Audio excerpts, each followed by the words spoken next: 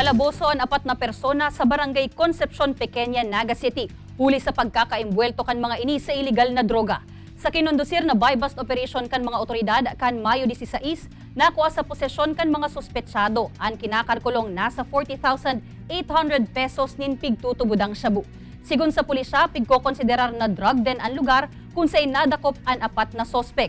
Dati naman subuot na pigkaulay kan kapitan kan barangay, ansaro sa mga target kan operasyon na magpundo na sa iyang iligal na gibo. Alagad day ini nagpundo, asin ini naman ang naging resulta, ang pagkakadakop sa inda.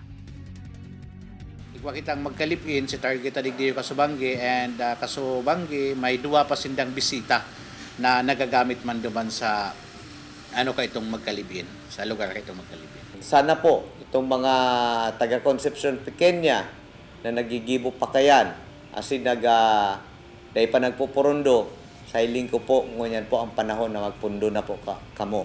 Ta kami po digdiyo ni Sir Jun Adan ang admin ta asin ang konseho ta seryoso po kami sa pagpundo kan droga digdi sa Concepcion Pequeña.